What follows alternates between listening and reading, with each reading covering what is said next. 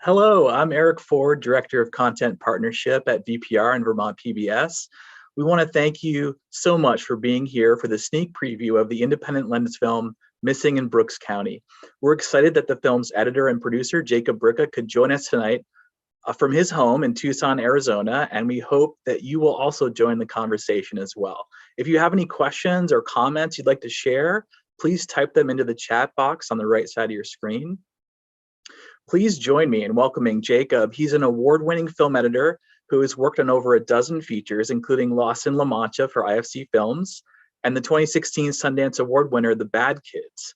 He last worked with Missing in Brooks County co-director Lisa Mollimont on her feature The Hill, which was broadcast on PBS. In addition to making films, Jacob is also an associate professor at the University of Arizona School of Theater, Film, and Television. Jacob, welcome, and thank you so much for being here with us today. Thank you very, very much for having me. It's great to be here. So let's start off with a pretty broad question. Documentary films can take a long time to make, and they can often change as you make them. So I'm wondering if you could talk a little bit about how the idea for this film took shape and how it may have evolved into what we all saw tonight. Sure. So the two co-directors, Lisa Mollimont and Jeff Bemis, each independently heard a radio story about related to Brooks County and the deaths that were happening there. And they are they're colleagues from when Lisa and I are partners. We used to live in Connecticut, and Jeff lives there also. They had both taught at the same university. And they contacted each other like, did you hear that story? Like, this seemed like I want to know more. We want to, and essentially I got involved to try to help get a little funding for this to occur. And they went down to South Texas and they met with a forensic anthropologist named Dr. Lori Baker, who's actually not in the film.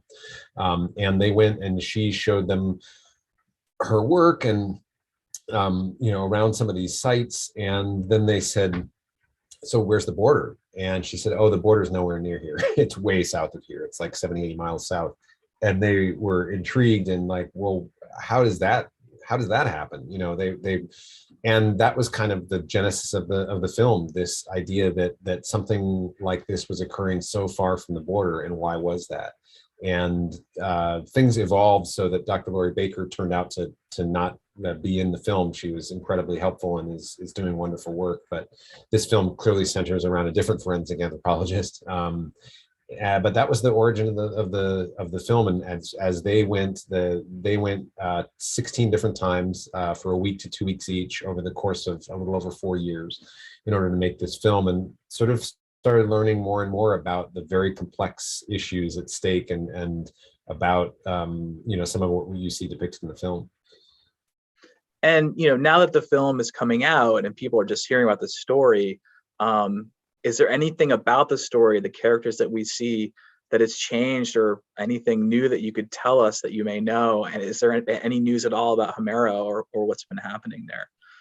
Unfortunately not. The family has not given up at all. They are, still feel like they're uncovering new information about, where his remains could possibly be. As you see in the film, the likelihood of recovering them keeps getting less as time goes on. But nothing has really evolved with that. Fortunately, there was a bipartisan bill that was passed on December 31st of 2000 in the waning days of Donald Trump's term, which did allocate it was basically for funding for these kinds of recovery efforts. So for organizations, for governments and organizations, NGOs that deal with the fallout of this situation. And that was really the first time something like that had happened. The paradox of this is that because it's not close to the border funding for things like that doesn't exist or didn't exist before then. And that's what leads to a situation that is so, where there seems to, when we went there, there is a lot of death. It's occurring very regularly, and there aren't a lot of resources to do anything about it. So that has started to change. That funding has not been allocated for it yet, but the bill passed. It was a bipartisan bill, co-sponsored originally by John Cornyn of Texas and Kamala Harris, who was then senator from California. So that is a positive step. But in terms of the people depicted in the film, there hasn't been a lot of change.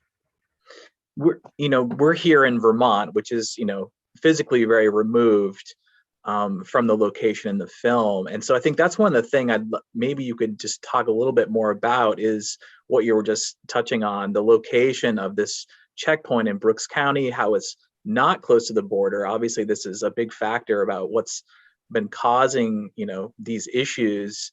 I'm wondering if you could talk just a little bit more about why that is, some of the thinking behind that, whether it's, political or, other reasons. Well, even though we made this film, I mean, I personally might be less of an expert on this, but I can definitely talk about it. As the film shows, there was this policy that was just an official change in policy with Customs and Border Protection that was in the 90s in the Clinton administration, and they pursued this policy and they called it prevention through deterrence. And it really was pretty much as black and white as Dr. Kate Spradley lays it out. It was this theory that if we make crossing a very, very dangerous activity, then attempted crossings will diminish. So therefore, that's where the phrase came from: prevention of attempted crossings through deterrence, meaning one would be deterred by such a clearly dangerous path. And that simply didn't turn out to be true. All the work to funnel migrant traffic to dangerous areas did occur, but the traffic didn't slow even as the deaths started mounting. So this is due to a number of factors. There's a surprising lack of information in Central American and in Mexico amongst these populations. There's a lot of rumors. There's but hard facts are often hard to come by, or people don't know what to trust out there. And it's simply, like people are in situations that are dire enough to make them really go on any kind of journey. So that's sort of the root cause of this, and that's why that checkpoint was put where it was. It was very deliberate. It's a hell of a place to try to get around. Tens of thousands of acres, of hundreds of thousands of acres of private ranch land. A lot of it with no cell phone service. Very difficult passage, sand that is very deep and very tiring to walk through. Once you go out there, it is very difficult to keep your way. There are very few markers in, power lines or markers to guide your way. And what we've been told is that most people who end up lost out there stay lost, because even if you think you're going straight, you tend to either veer towards the right or the left, usually the right. And you end up going in sort of a circle, and you never find the next, the next road or thing that would orient you in space. So, anyways, that's a long answer for why this occurs. And every administration since then has continued the policy. Here's a question from the audience. Mike's wondering, and again, this, I'm sure it varies and depends on what's happening in the rest of, Central America and in Mexico. Are folks that are crossing are primarily from Mexico, or are there other folks coming from other countries? Does it really depend on what's happening in those countries? Even over the course of making our film, the traffic shifted significantly to Central American countries. They're coming through Mexico with the ultimate destination of the United States. And that is because of instability and crime. The story that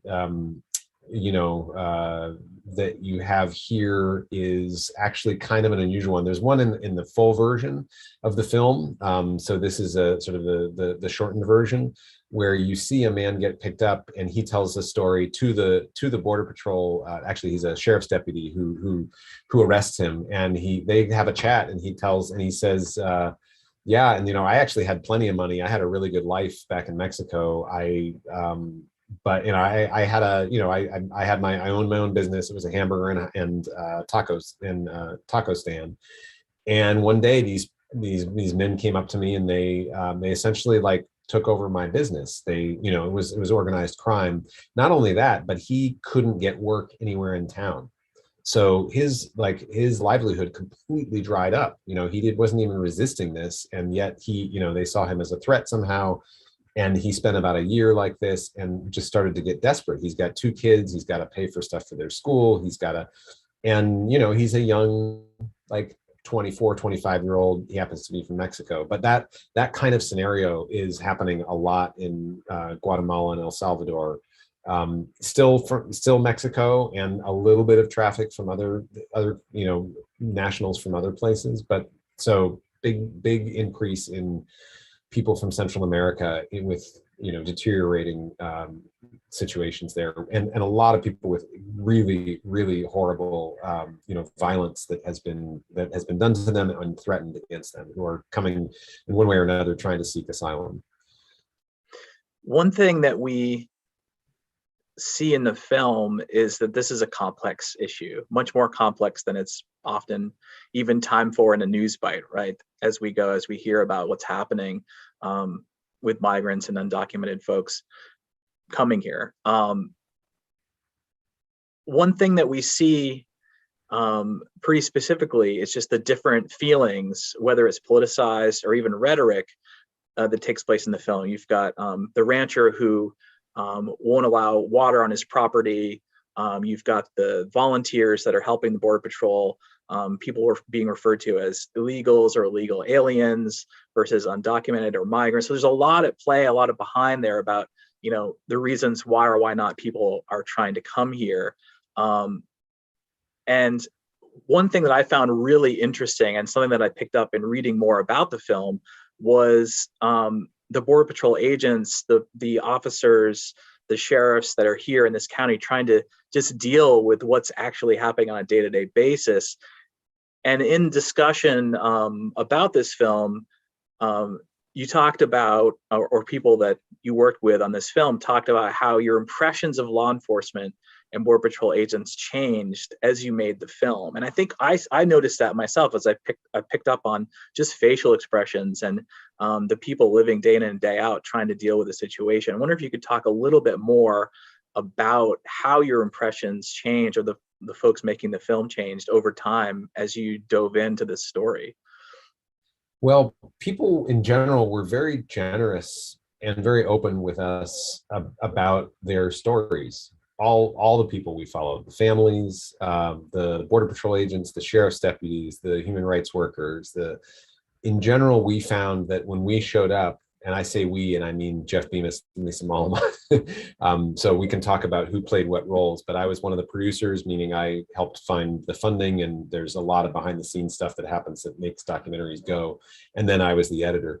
But they found a lot of, very, open-hearted people who said yes when we asked if we can come film with you, or who may not have said yes right away, but as soon as we showed up, up a handful of times and showed that we were actually, in this for more than a story of a day or two, so we got to meet a lot of people. We got to, Jeff and Lisa got to know the people, running the few businesses in Falfurrias really well.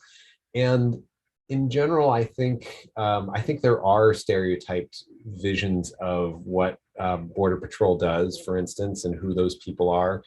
And so I think we were, we shouldn't have been surprised, but it's a heavily Hispanic workforce there. It's one of the only good jobs around. It is a very poor county. It is one of the poorest, if not the poorest county in Texas, and one of them the poorest in the whole United States. So there isn't a lot of really good paying work. So this is one of the only jobs that has security, good benefits, et cetera.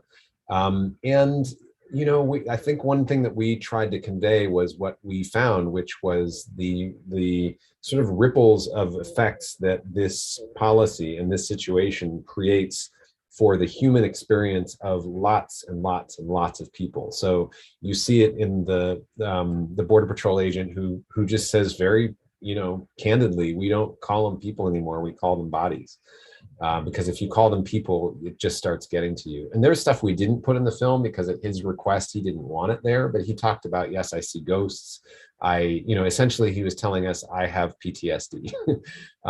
You can't do this job and not have it affect you. And so a lot of these people who are dealing with this are really just managing in the way that they can. The reason he didn't want it revealed is he was worried that his job might be at stake. Unfortunately, there's not a recognition of this kind of thing necessarily, and it's like an occupational hazard, and it's just you deal with it. But we found that, and what we wanted to portray was just the human cost of this, of what's going on there in for many, many different people, all of whom are dealing with it in the way that they need to for the job that they're employed for. Yeah, and just to reiterate, that's the real power of this film, is putting a face on an issue that we can connect with and we can understand more and really understand why people would come here and risk everything to make it here to this country. And we, in terms of the other, the Roman family, we found them, they found us. We were relatively early in the process, but we had settled on a name of Missing in Brooks County for our film, and we did have a rudimentary website. And Omero's sister-in-law, Michelle Chinos, who you see in the film, it had been almost 2 years since he had gone missing. They had been through a lot of trauma and a lot of grief, but her and her husband, his brother, had decided, what, we need to go and look at, we need to start scoping this out again. The mom and the dad were not quite ready for this. They Googled missing Brooks County, Texas, and up came our film. And they contact just through the contact us button. We put them in touch immediately with Eddie Canales. But we then asked them, we said, hey, we're going to be in Houston next week. Would you mind meeting us? And they said, absolutely. And that thus began our collaboration with them.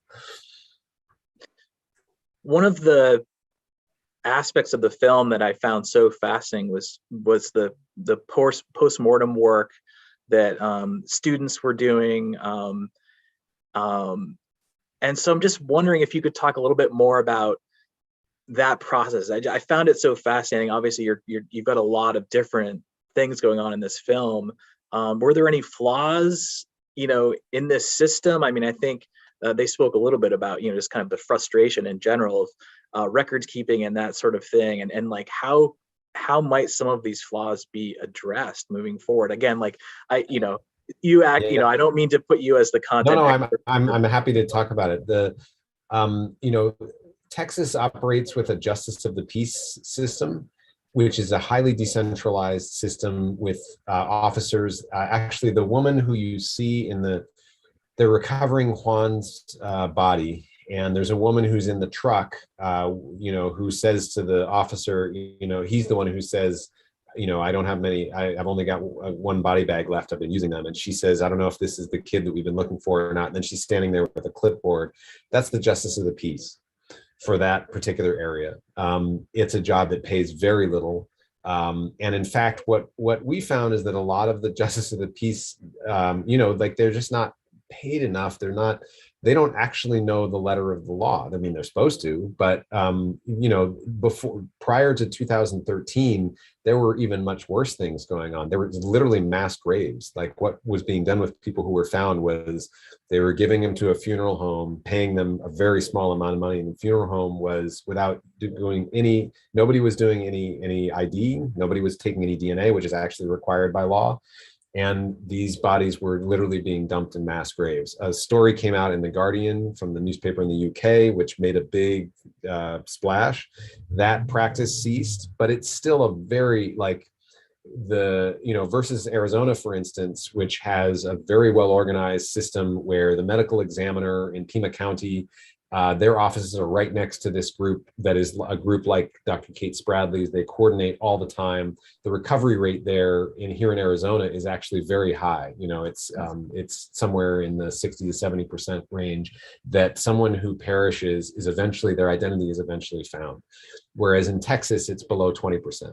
And that is just because the organization isn't there. And there's just, there's no federal effort. There's no statewide effort. It's just all of these people, none of whom have been tasked with making this a priority, and they're all just sort of doing their best. But even just the coordination with funeral homes, even when we, to be able to definitively say that search that they went on was not Omer Rahman's, because they did find remains, it was a possibility. It didn't seem necessarily likely, but it was certainly a possibility.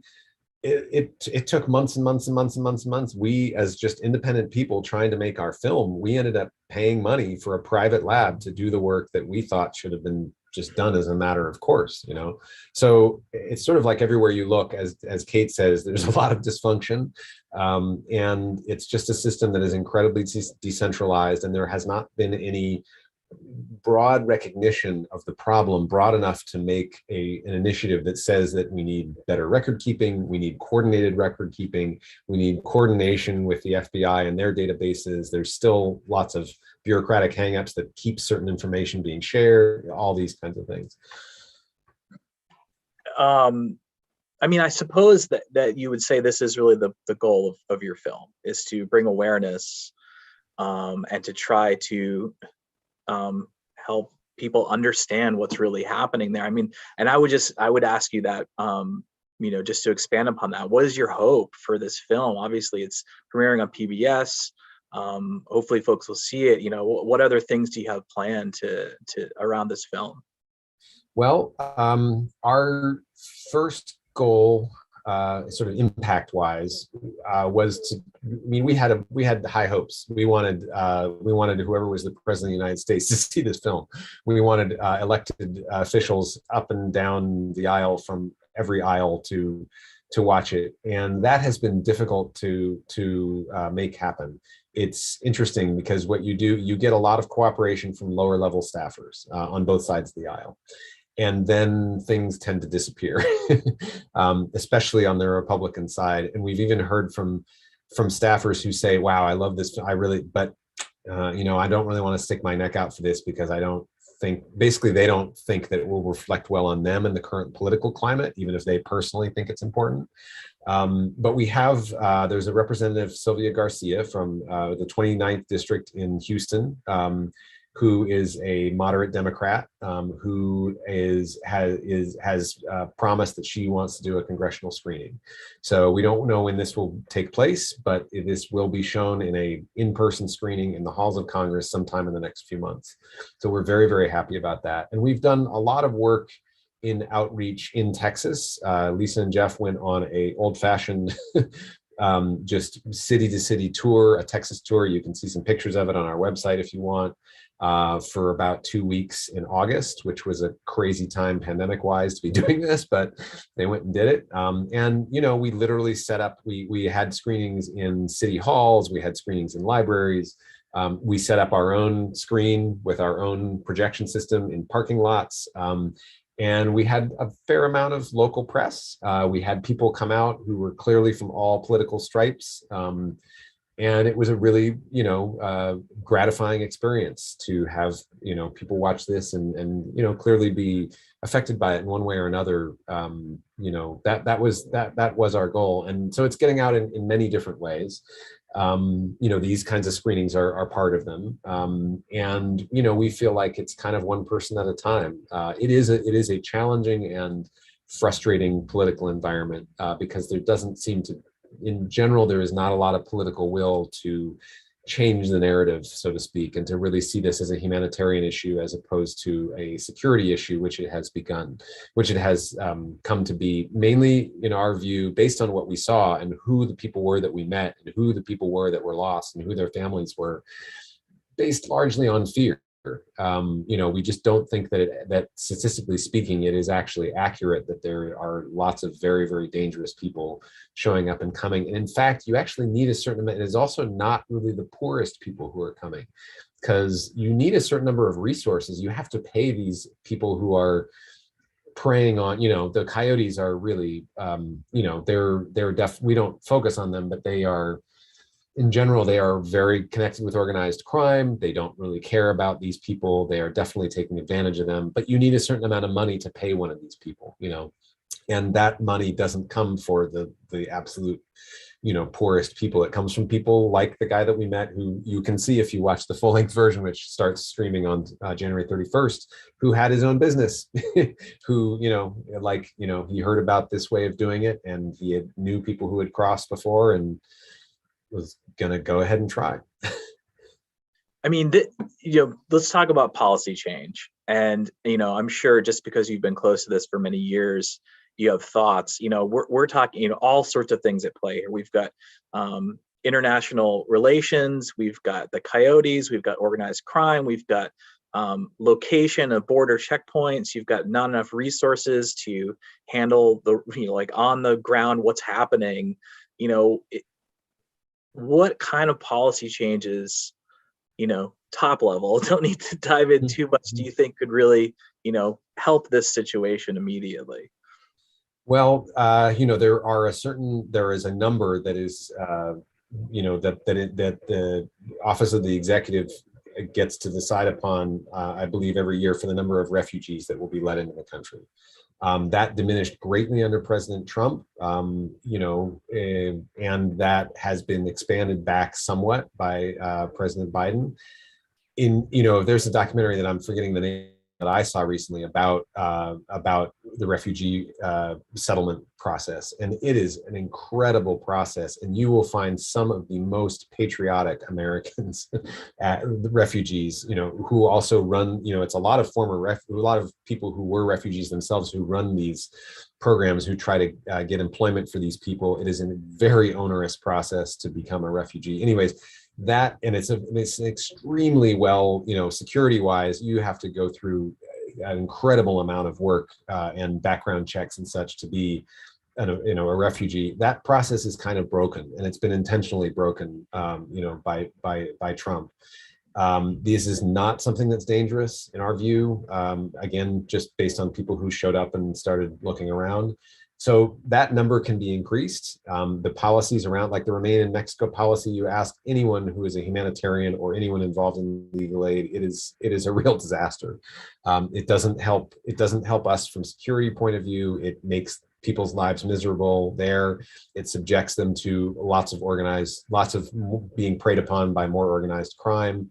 That policy needs to be reversed. Biden administration tried to do that and was blocked by the courts, at least temporarily, from doing that. And then, some will for, broad, comprehensive immigration reform. Because there is definitely the rhetoric, understandable rhetoric, from people who say, well, we want people to come in the right way. We want people to go through the system. And the reality is that is an 18-year wait right now. And that's an if it's a yes.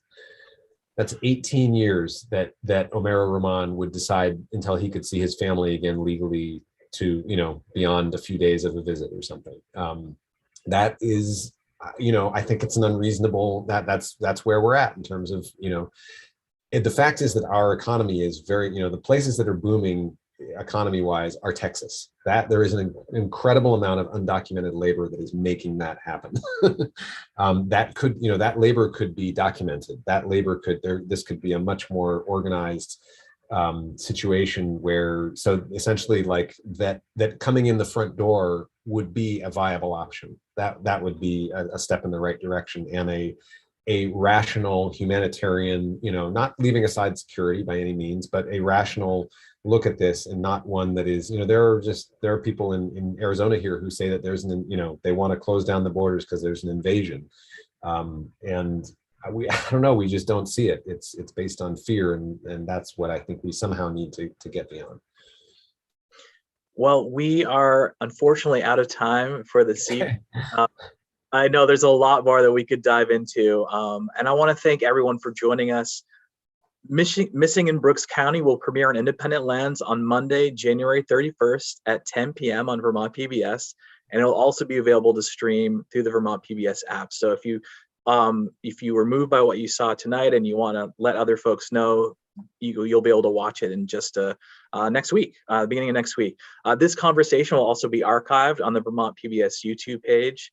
I want to thank so much our guest, Jacob Bricca, and our audience for their additions to this conversation. Have a great night. Thank you very much, Eric. Thank you.